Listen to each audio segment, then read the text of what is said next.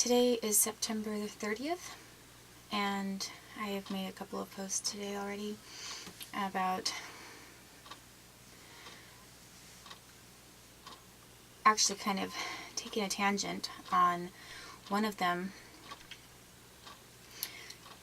to describe some things that happened with the doctor, and also to describe something that happened with when I tried contacting a missing persons organization that's connected to the Department of Justice. And where I left off was in sort of the timeline of things is, fast forwarding now back to the point where I had miscarried my child. And I sort of just summarized it as, being in labor for 3 months and then having a surgery, and how doctors didn't believe me. Probably it doesn't give you a really good idea of how traumatic that was for me, and what kind of harassment I was sometimes getting at hospitals in the East Coast then as well, because it goes to show that by that time, some of the same problems I had with doctors in the Pacific Northwest, then the same thing was becoming a problem on the East Coast, and where they were trying to portray me as mentally ill and calling me a hypochondriac who didn't know anything on the Pacific Northwest. They then started doing that on the East Coast. So in Washington, they were trying to say that I had a normal delivery of my son and that my son and I were never injured. No injuries, just that I was making everything up, and lying or totally delusional. And that was one of their main arguments against me for even having my son, was that she makes false accusations and claims that these horrible things have happened which have never happened. She had a very normal delivery, and now because she's so paranoid, she is a great harm to her child because she blows things out of proportion that never occurred. That was the basis for their mental illness claim, was that I did not have a medical malpractice claim against anybody. So then I'm on the East Coast, and I knew that my body had not, I wasn't looking for a lawsuit over there, but I knew that my body was not, I waited a normal amount of time, and I knew something was still wrong, and I was in severe pain, so I had to go to a hospital. And at one of the hospitals, I was in this room with this nurse, and she had the door closed, and all of a sudden I had blood going up the tube into the IV bag. My blood was collecting into this IV bag. And then I asked her to please fix that. And it was backing up or whatever and so instead of IV fluid, the IV fluid that they had given me had run out. And so I still had this needle in my arm, and now my blood was going up this tube into an IV bag. They weren't doing, it was not for a blood draw. So I kind of panicked, and I told the nurse, and I asked her to fix it, and she kind of smirked at me maliciously and said she wasn't going to do anything, and then she left the room. And I could not believe it. I think that I pulled it out of my arm myself, maybe. Or maybe finally she did. I called for someone else, and someone else came. But I sort of think that maybe I pulled it out myself, because then I kept it. I kept the tube and the IV bag to prove what she had done, that I wasn't lying. Because I was being treated, some of the things people were doing behind closed doors in the medical department, in the medical facilities, were really weird. And so I put it in my bag. I think I pulled it out myself, and then I put it in my bag. And if that didn't happen, I'm not totally sure. I can't really imagine me pulling that out of my own arm, but possibly someone else did come in and stop it, and then it was just hanging there, and then I decided to save it and keep it and put it in my bag for evidence. And it wasn't evidence that I was going to try to use against that hospital specifically. It was more evidence to confirm that what I was talking about, and the claims that I had been making were not delusional claims. I mean, I was talking about things that were really happening to me with doctors or nurses, some of them, in hospitals. So I went to that one hospital. They said that they had to do a couple of things, and then they said, okay, now you're fine. They had to go internally and do a few things, clear things up, and then they said, okay, now you should be fine. So there was a problem. And I was in extreme pain, and during that time when I was in so much pain with the whole labor thing and I didn't really get enough painkillers.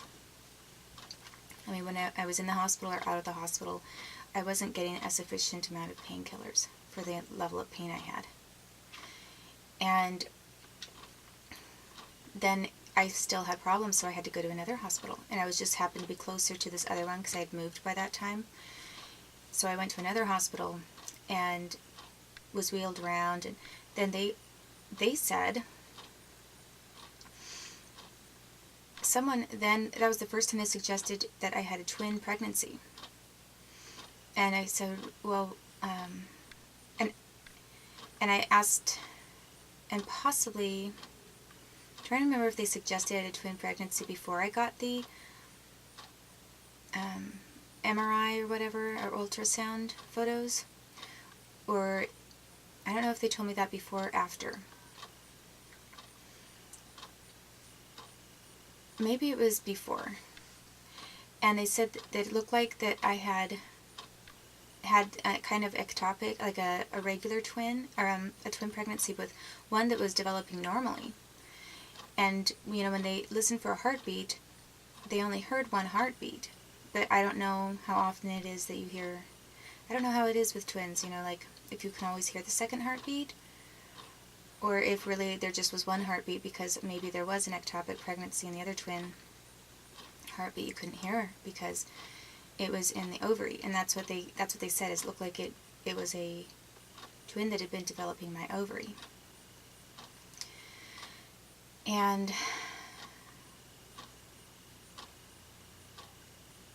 they said if that had burst, I probably would have died. And I was hemorrhaging anyway. But, I mean, regardless, I was still having a really horrible bleeding problem. And actually, before I was at that hospital where they told me about the twin, I was then at a different hospital. It's like 4 different hospitals, at least, after the one where I had the first miscarriage thing, and their machinery malfunctioned. So it was this one place where the blood was going back up my arm and everything, and they had to clean something out. And then I was at a different one where I remember one of the nurses or doctors was Russian. And I remember she heard me screaming at my mom on the phone because I was really hysterical about some things. I was just traumatized. She looked at me like she couldn't believe it. She really did not respect that I was yelling at my mom on the phone. But she also,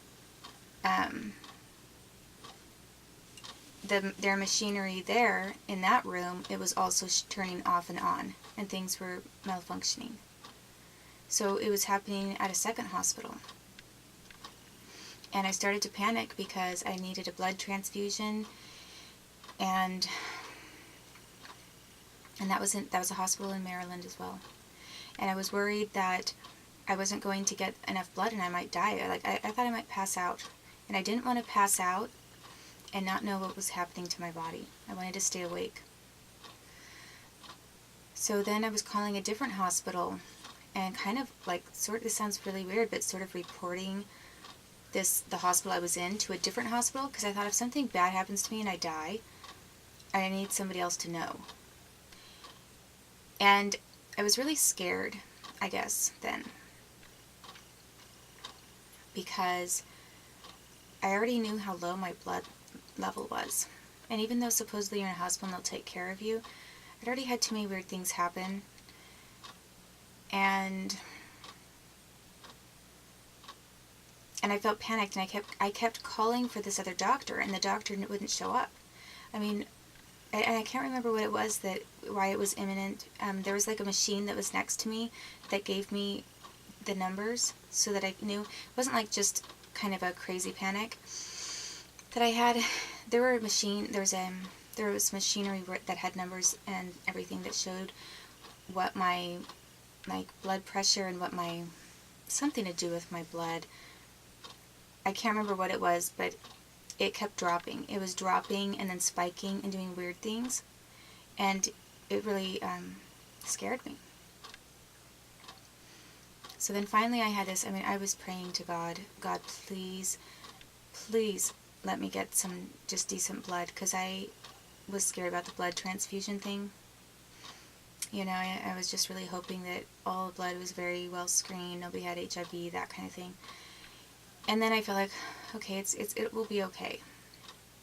I didn't care. I was in a predominantly black area. It's like African American. Pretty much everyone in that waiting room before I went in was African American, and there were a couple white people. I didn't care if it was African American blood, white blood, Hispanic blood, Chinese blood. I did not care. I just wanted to get that blood transfusion into my body, and I just wanted some clean blood from whoever. And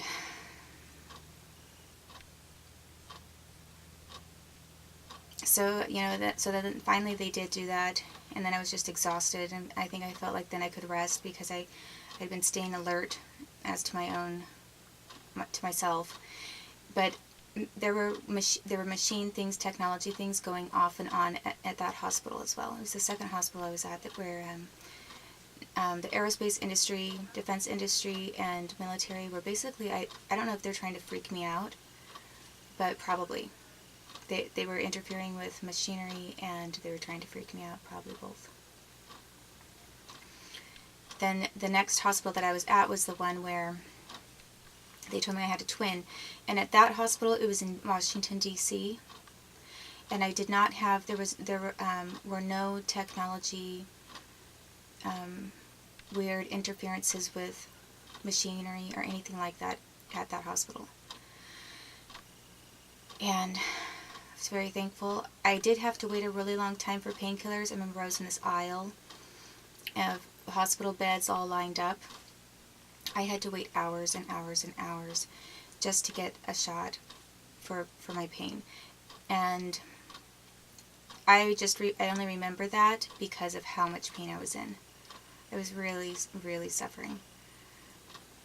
And then they did the diagnostics, and they said, well, it looks like you had a twin pregnancy. Let's give you something else, because they thought maybe I did need something else. They said my miscarriage and everything should have all been taken care of, but possibly because there had been something else, that's why they kept finding pregnancy hormones, and they thought that it was coming from this ovarian thing. And then I went to the lab, and I got a CD, copy of the CD, because I wanted to see what they were looking at, and basically there was something that was showing up around my ovary. I thought maybe, people can get ovarian cysts, but they seemed to think that it was maybe something else. They didn't think I had cancer or anything. They thought that it was something else, and that's why I had all these pregnancy hormones so long after. And then